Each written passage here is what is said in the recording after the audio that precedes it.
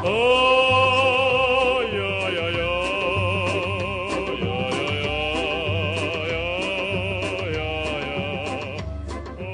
It's Sandy's podcast, a podcasting podcast.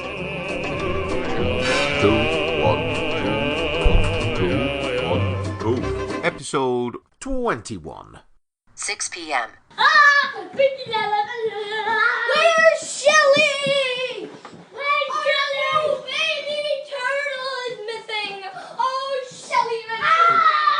Where's my cutie booty thing? Guys, can you please come and brush your teeth? No,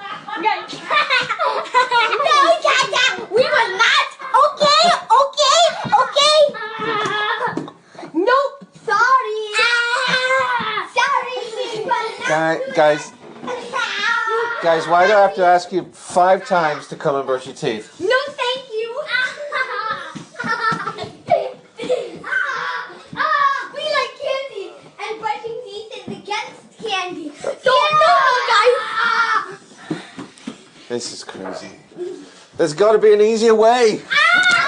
Whoa! Bye-bye. Bye-bye. 10:30 p.m. Welcome to the show. Day, what is it? 55 million of pandemic lockdown. We're doing alright. I hope you're doing alright. We're holding it together pretty well. We're lucky. You know, we're able to work from home, online, still pay all the bills, and educate the kids. I'm hitting the store once every 2 weeks or so for a big shop, and we have a lot of great nature trails that are pretty close and not too packed with people. So we're getting out for a couple of hours each day. We've even been going off trail, wading down the northwest branch of the Anacostia River. We found some really cool little private and secret riverbank beaches that me and the kids have made our own, and covered them with little Andy Goldsworthy style nature sculptures out of driftwood and the sparkly shale stone that's everywhere around here. There's a lot of mica deposits, particularly on that stretch of the branch of the river. Which is why, this area is called Silver Spring, because of the mica deposits in the local streams and creeks. We are part of the DC urban sprawl, 9 miles from the White House, but we're just over the border in Maryland. And it's nice, it's full of green space. We got Rock Creek Park and Sligo Creek and the northwest branch of the Anacostia, like I was just saying. So we're doing all right. I get the kids reading and writing every day. And Sierra has daily Zoom classes with basic math assignments. Blaze gets to also have Zoom meetings with his pre-K group and gets to see his friends and sing a couple of songs with them and has a story read to him 3 times a week. Yeah, I think we're doing well. I mean, it's obviously weird and stressful, and the uncertainty and the fear of the illness does get all of us down from time to time. But making sure to cut each other some slack whenever we need it, and spoil ourselves a little bit now and again. Treats and movies and booze. My buddy Doug, who's one of the top bartenders in DC, he works out of Morris American Bar, and they changed the laws down in DC so they can deliver alcohol to people. And he dropped us off some amazing cocktails the other day. You know what? I'll put a link to them in the transcript. So if you're in the district, you can give them a call and spoil yourselves. What else was going on? Oh, I guested on another show a week or so ago. Had a good laugh with Joe at the Potentium podcast. He really cracks me up with his takedown of this other podcast that's basically become a mouthpiece for QAnon conspiracy stuff. I'll put a link in the transcript if you want to check that out. So, oh yeah, I got a voicemail from Bernie Sanders, like the man himself. The call popped up, from Bernie's campaign, and I thought it was just another call for donations or to join for an online town hall or something. No, it turned out it was actually from Bernie. It's pretty incredible. Yeah, he's just calling to try and get me behind Biden because he's heard I've been having some problems with that. You know, I'm really worried that the DNC is making the same mistakes it made in 2016. You know, forcing through a unpopular corporate puppet Democrat to run toothlessly against a fascist populist. And we know how that goes in the swing states. So yeah, I'm still thinking about it, actually. You know, I'm still chewing it over. I'll play it for you later. You can have a listen. So what else? As you just heard, the kids are occasionally, even though we're doing well, they do get a little stir crazy from time to time. Particularly in that mad hour before bed. And I'm kind of getting a little bit annoyed, as you heard, with being the toothbrush monitor. So I'm really glad to have found the podcast that I'm reviewing today.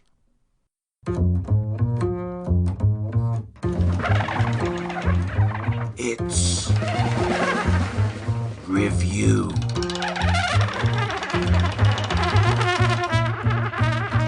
time.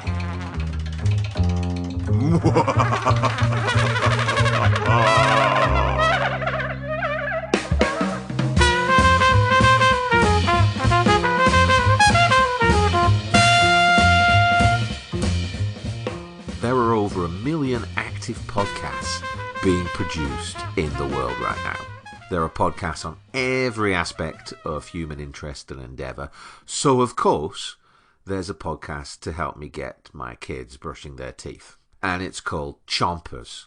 And it's the brainchild of Rachel Ward, a radio producer out of New York City who now makes podcasts for Gimlet Media. So it's a 3 to 4 minute show that comes out twice a day, morning and night. And it provides a soundtrack of jokes, music and educational facts on a weekly theme that is interspaced with calmly paced brushing instructions every 30 or 40 seconds. You know, like switch your brushing to the other side of the top of the mouth and don't forget your molars. Sounds like this. Eli also wrote about teeth, and his poem has a fun twist at the end. I have teeth. They always shine. I'm so glad that they are mine, because I use them all the time, and they guard my tongue from crime. Switch your brushing to the other side of the bottom of your mouth, and brush in little circles around each tooth.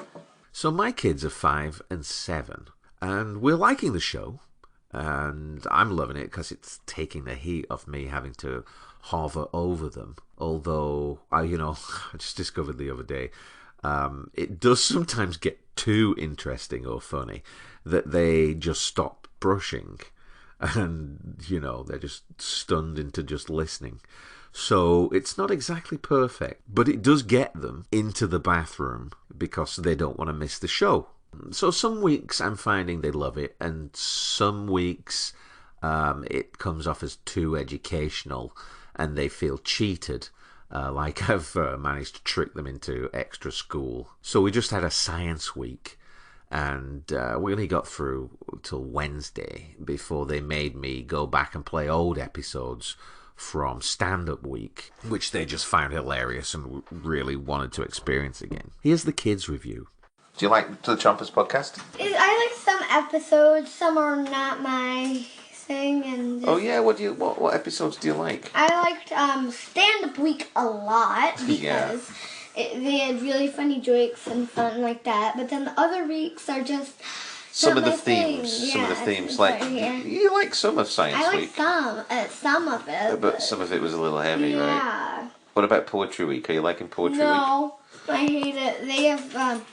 They have poems, and it's not really making brushing my teeth fun. Oh, really? Yeah. Blazy, what do you think about Chompers? Yeah. I love Poetry Week. You love Poetry Week? Yeah. That's nice. And you like stand-up. You loved stand-up week, didn't you? Yeah, I love that too. Yeah, that was a really good week, wasn't it? What did you think of Science Week? Oh, yeah, it's kind of like tells you about, not really. I don't really like that. It tells me some things that I already know. Really? What did it tell you that you already knew? Yeah, I think I did forgot it, but it did tell me some things. It was good. It taught you like what biology is and what physics is, and gave you some basic scientific definitions. Hey! But you already knew that stuff, is that what you're saying? Yeah, we already know stuff. You already it was a bit too much. Yeah. Do you think it's making it easier on me though? I think it's good because Mummy and Daddy don't have to chase you around the house. We just say Chompers is starring, and you guys run. You guys run straight into the bathroom. Yeah. Bye.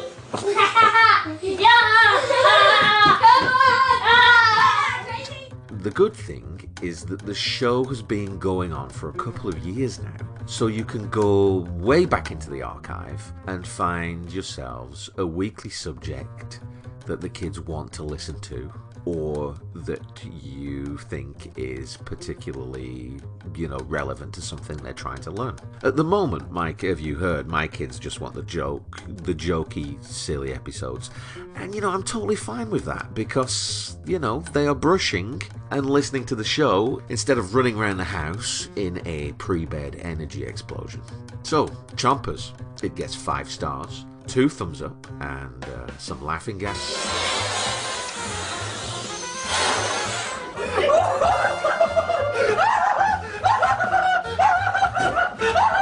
And a dentistry.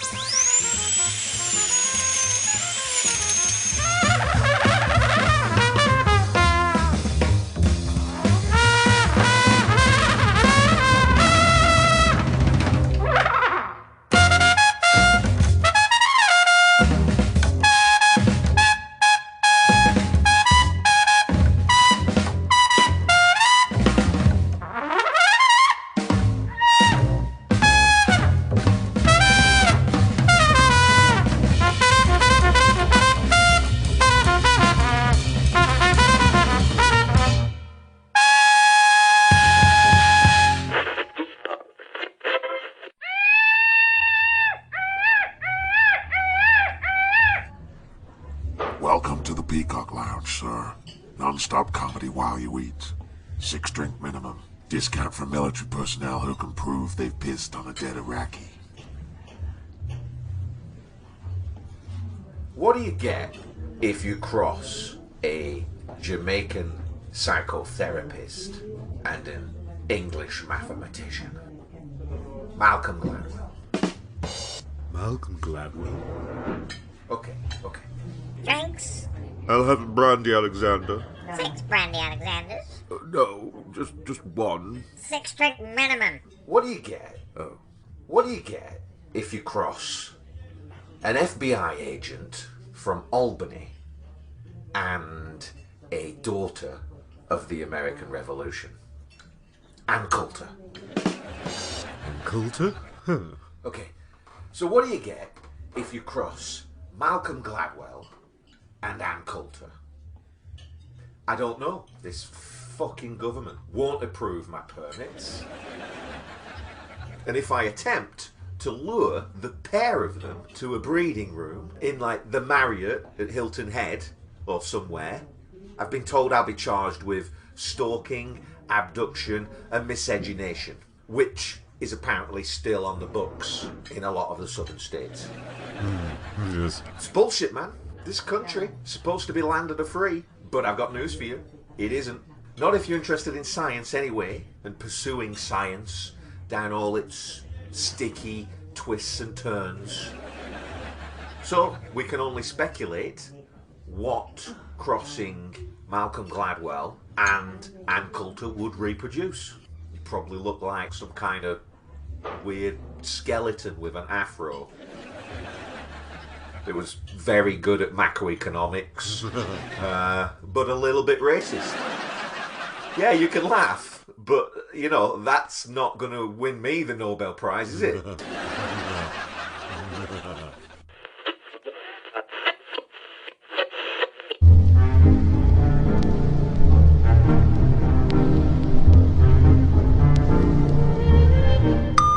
Plutocracy Hotline. This is Brad speaking. How can I help you? Ma, oh Ma, we've told them we can't afford universal health care, but we've just bailed out the rich with the $3 trillion relief package in 12 years.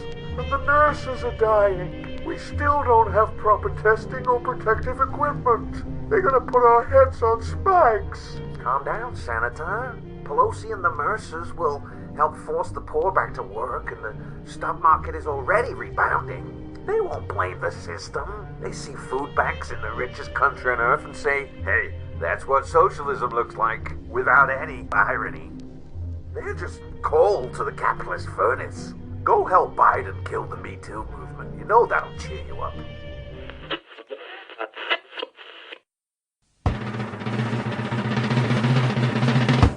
Yes, it's number one. It's Top of the Pops. I'm not a doctor.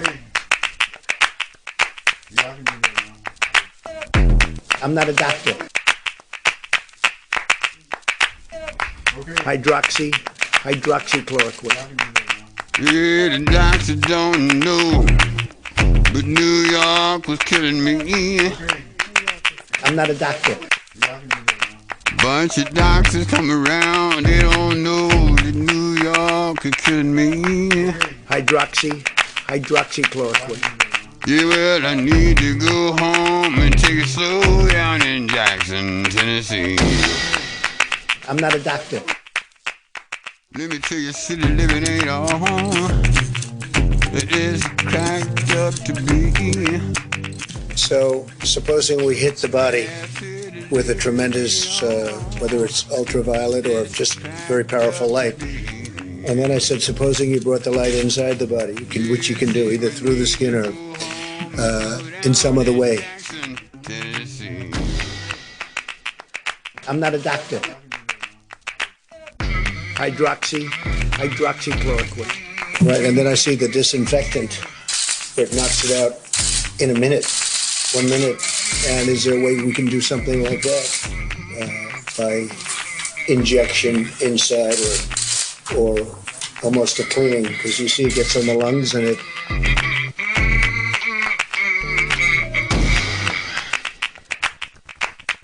So chloroquine or hydroxychloroquine. I'm not a doctor. This is Andy's phone. Leave a message.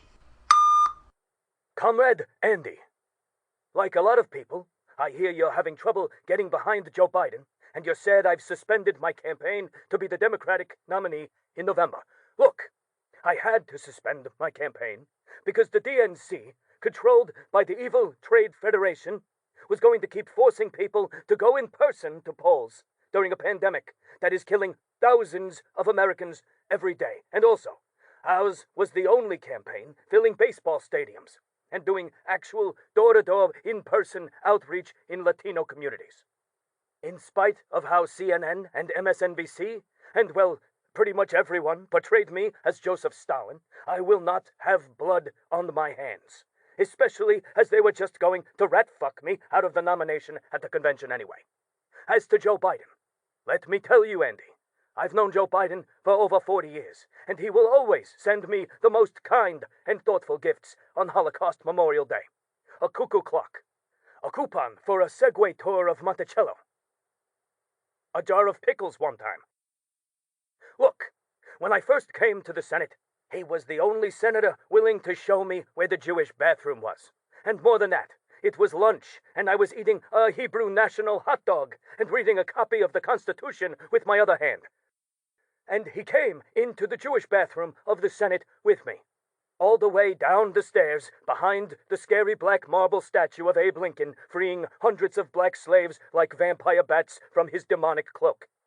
And he held my penis while I continued to enjoy my Hebrew national hot dog and read the fortifying words of our slave-owning founding fathers.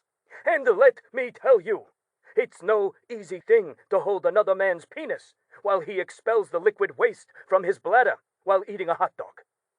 But Joe was an experienced and steady hand. He even managed a little shake without getting a drop of piss on any of our 4 shoes, or the dresses of our interns. In fact, his eagerness to help me in the Jewish bathroom during my freshman year in the Senate made me think he might be a closeted homosexual, maybe even so far in the closet that he'd broken through to Narnia and was rimming Mr. Tumnus. But then, as I watched him over the years, inappropriately touching women and girls over and over, and even sniffing them at times like a hungry witch that lives in a house made of candy, I realized that it is just his way. It's just Joe. It's just what he does. And as my time in the Jewish bathroom of the Senate proves, he's an equal opportunity groper. So when you vote for him in November, and the rich people and the evil trade federation give you no choice, you should know that not only will you be voting for the lesser of two evils, but the lesser of two rapists. And I know you're sad, but I really want you to know this. Joe's heart, whatever the evidence of your own eyes and what has been documented in the transcripts of history, Joe's heart is golden and true. It's his brain we have to worry about. It's as holy as Swiss cheese, and only concerned with protecting the interests of the medical insurance lobby. But there's nothing unusual about that. Both parties in our United States of money are only concerned with protecting the financial interests of the medical insurance lobby. So, come November, be sure to do the right thing and vote blue no matter who. And I'll see you, Comrade Andy, at the barricades. Wow. Well, what can I say? I guess I've been told. Still not sure what I'm actually going to do. I mean, it all feels like it's far from settled, actually. I mean, it's kind of unprecedented in many ways, on top of the pandemic and the economy tanking. I think the problem I have with the vote blue no matter who slogan is that it sounds a little bit like what the pigs did at the end of Animal Farm, how they just changed all the commandments of fairness and justice into one sick, self-serving slogan that just entrenches the status quo. Or the evil trade federation, as Bernie just put it. Yeah, he went a bit Star Wars there, didn't he? I like it. May the 4th be with you. Or Happy May the 6th, or whatever you're doing. And yeah, you know, it might be a good way to see it, with Biden and the corporate Democrats being one side of the Clone Wars in an ultimately stage-managed phony war between red-flavoured lobbyist White House or blue-flavoured lobbyist White House, both sides actually united in stiffing the people. I mean, can you even claim to be for the resistance if you were the actual ones who built the cages at the border that Trump is using, as you did, to cage kids? But, you know, Trump's admittedly doing it with way more relish and zeal. Are you the resistance if you designed and enacted the criminal justice bill that ripped black communities apart under the Clinton administration? The very legislation that Hillary defended with her super predators comment that she never really managed to overcome in the 2016 election. And are you really the resistance if you're now using GOP talking points and tactics to kill the Me Too movement? I mean, a movement which was and is at its heart a way to recognise the hideous power and inequality of men and the patriarchy in its systematic treatment, exploitation and silencing of women. Which, you know, come on everybody, we all witness, we all see. And I really thought we'd gone through a moment whereby we were moving forward. Just to believe women a little bit more, to see the system that we're all kind of trapped in, and shift the burden of proof a little bit more equitably. And you know, once you've seen it, you shouldn't be able to unsee it so easily just because of some political calculation to save the medical insurance lobby and keep the White House in the hands of capitalist extremists. Yeah, I don't know. It's kind of madness. And have you actually listened to Biden lately? I mean, it's really kind of scary. I mean, they've got him under wraps. You know, for someone who should be campaigning, he's just not out there. And I know there's a pandemic, but I don't know what the DNC's playing at.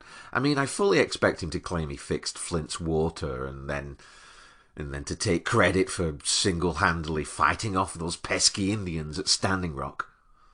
I don't know. Anyway, there's a YouTube video with animation of the Bernie call, if you want to check it out.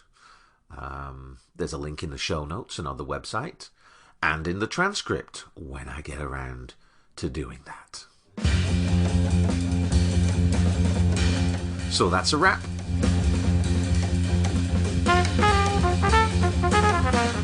Thanks for listening.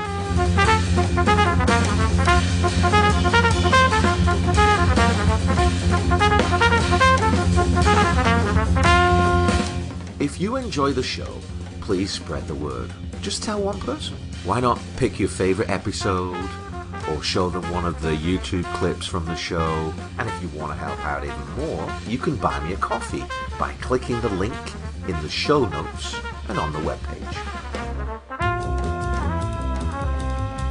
The jazz is from Mario Rom's Interzone. I don't know who's providing your jazz, but I think you should switch to these cats.